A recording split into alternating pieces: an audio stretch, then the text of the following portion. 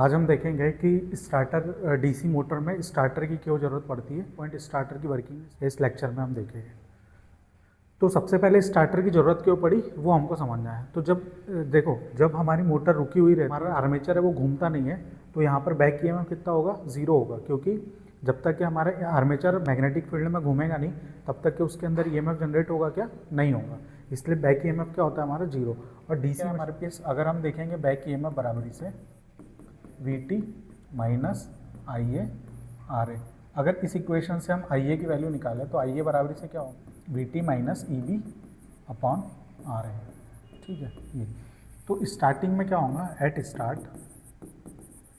Back EMF का मान कितना होगा हमारा, ज़ीरो। इसलिए IA का जो मान होगा, IA का मान क्या होगा, Vt अपॉन RA।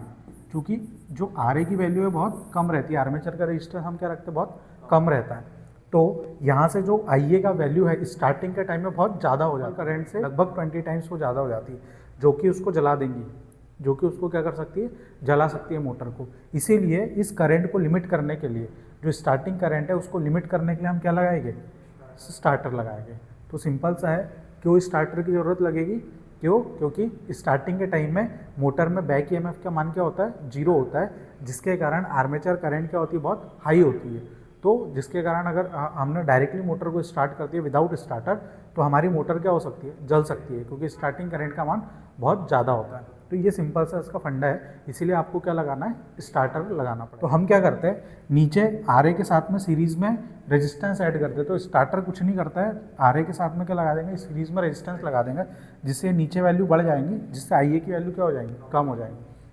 फिर धीरे धीरे जैसे जैसे हमारा बैक ईएमएफ बढ़ने लगेगा वैसे वैसे जो रेजिस्टेंस वो क्या होने लगेगा, कट होने लगेगा, उसको हम क्या कर देंगे, कट कर देंगे। और इस तरीके से हम मोटर को सेफली स्टार्ट कर देंगे। 3 पॉइंट स्टार्टर की वर्किंग देखते हैं कि ये 3 पॉइंट स्टार्टर वर्क कैसे करता है।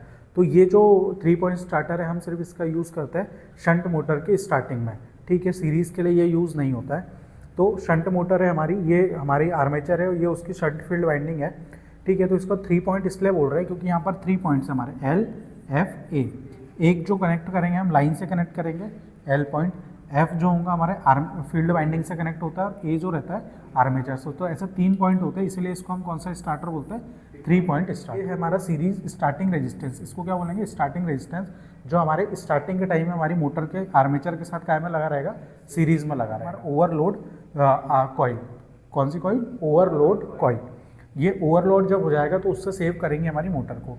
फिर उसके बाद यहाँ पर आती है हमारी स्प्रिंग रहती है, और ये हमारा रहता है हैंडल, ठीक है। और यहाँ पर एक आयरन का पीस लगा हुआ रहता है हैंडल के ऊपर, और ये हमारा स्टार्टिंग रेजिस्टेंस है। फिर एक हमारी आती है होल्डिंग कॉइल, जो ये क्या करेंगी, ऑन पोजीशन में हमारे हैंडल को होल्ड करके रखेंगे। तो ये होल्डिंग कॉइल हो जाती है। और यहाँ से ये देखो कनेक्शन फर्स्ट से जो ये टर्मिनल है, इससे यहाँ से हमने कनेक्ट करके लाया, होल्डिंग कॉइल में लगाया और फील्ड वाइंडिंग में लगा दिया इसका, ठीक है। तो ये कनेक्शन समझ आ गया ना। हाँ, तो अब क्या करेंगे हम, जैसी मोटर को हम स्टार्ट करेंगे वैसे क्या करेंगे, ये हैंडल को उठा के 1 पे रखेंगे। 1 पे रखेंगे तो जो पूरा है हमारा, यहाँ से जो करंट अभी फ्लो होगी वो यहाँ से आके ऐसी जाएगी और 1 में जाएगी, फिर ये पूरे रेजिस्टेंस में होके हुए फिर हमारा आर्मेचर में जाएगी। तो ये स्टार्टिंग में क्या हुआ, हमारा आर्मेचर में रेजिस्टेंस इंक्रीज हो गया, जिससे हमारी करंट क्या हो जाएगी, कम हो जाएगी। तो यहाँ से हमारा पूरा इसको सीरीज़ में हमने क्या कर दिया, इंसर्ट करा दिया। अब धीरे धीरे हैंडल को हम क्या करेंगे, आगे लेके जाएंगे। तो 1 पे हो गया, तो अब फिर क्या हो जाएंगे, फिर धीरे धीरे ये क्या होने लग जाएगा, कट होने लग जाएगा। फिर जैसे यहाँ पर आया तो ये पूरा कट हो जाएगा, और जो हमारी सप्लाई है वो सीधे यहाँ से कनेक्ट होके आर्मेचर के अक्रॉस चलेगी। तो सप्लाई सीधे कहाँ पे चली गई, हमारी आर्मेचर के। तो रनिंग कंडीशन में यहाँ पर आ जाएगी। अब हैंडल को आपने अगर छोड़ दिया यहाँ पर तो वो फिर से वापस आ जाएंगे, इसीलिए यहाँ पर क्या है, ये जो आपका सॉफ्ट आयरन पीस है वो लगाते हैं, और ये होल्डिंग कॉइल के अंदर करंट हमारी फ्लो हो रही है, ठीक है। ये जो करंट आ रही है कम करंट, ये हमारी होल्डिंग कॉइल के अंदर फ्लो हो रही है, और ये फ्लो हो रही है जिसके कारण ये मैग्नेट बन रहा है, और मैग्नेट बनने से ये लोहे के पीस को क्या करेंगे, पकड़ा के रखेगा, चिपका के रखेंगे, और इस तरीके से हमारा ये सेटिस्फैक्टरली काम कर देगा। तो ये होता है हमारा 3 पॉइंट स्टार्टर।